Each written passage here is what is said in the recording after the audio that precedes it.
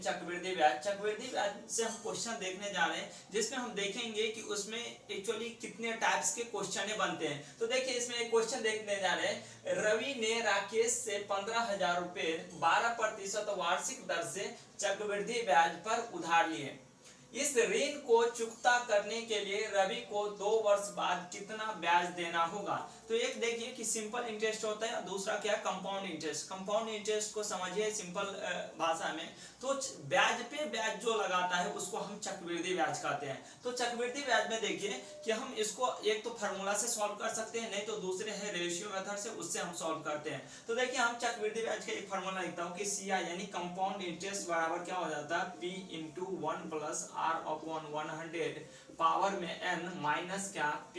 इससे आपको चक्रवृद्धि ब्याज निकल जाता है। इस फार्मूला को यूज करेंगे तो आपको क्या चक्रवृद्धि ब्याज निकल जाएगा।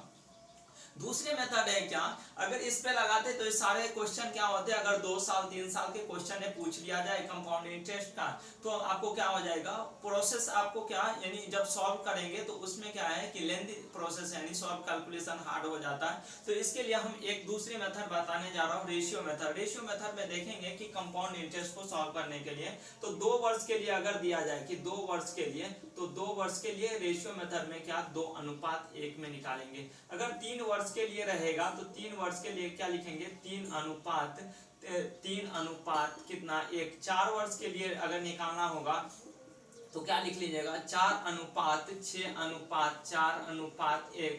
अगर 5 वर्ष के लिए रहता है तो 5 वर्ष के लिए क्या निकालेंगे 5:10:10:5:5:1।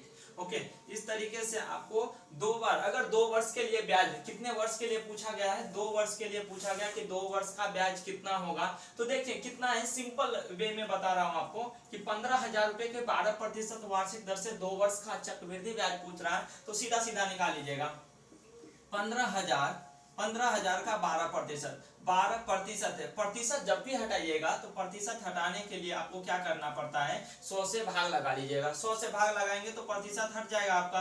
तो 100 से 2 जीरो कट कर दीजिएगा। 15 को 12 से गुना करेंगे कितने होते हैं 180, और 1 जीरो बचा हुआ तो 1 जीरो बैठा लीजिएगा, कितना हो जाएगा 1,800 मीन्स 1,800 रुपए। ओके, अब देखिए कि पहला आपको क्या निकाल दिया कि 15,000 का 12% कितना आ गया 1,800। अब ये जो ब्याज आया उस ब्याज पे फिर से ब्याज लगाना है, तो इसका अब 1,800 रुपए का यानी 12% निकाल लीजिए। 12 कितना हो जाएगा 100। अभी 2 जीरो से 2 जीरो कैंसिल हो जाएगा, तो 18 को 12 से गुना करेंगे तो कितना होगा 18 को 10 से 180, 18 को 2 से 36, 180 + 36 कितना हो जाएगा 216। कितने हो जाएंगे 216 रुपए।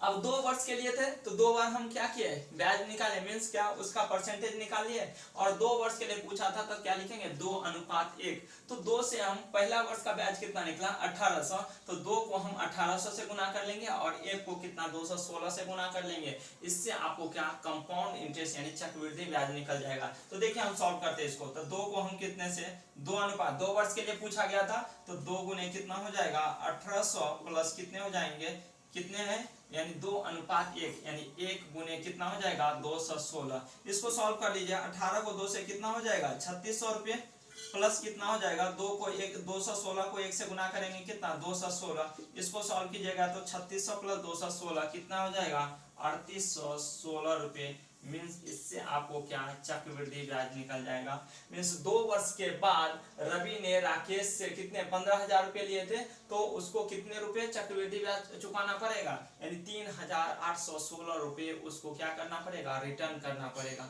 ओके, इसमें कोई आपको डाउट नहीं होनी चाहिए। 3 वर्ष के लिए पूछा जाएगा तो 3:1 से यानी 3 बार परसेंटेज निकाल लीजिएगा, आपका आंसर इजी वे में निकल जाएगा। Okay, thank you.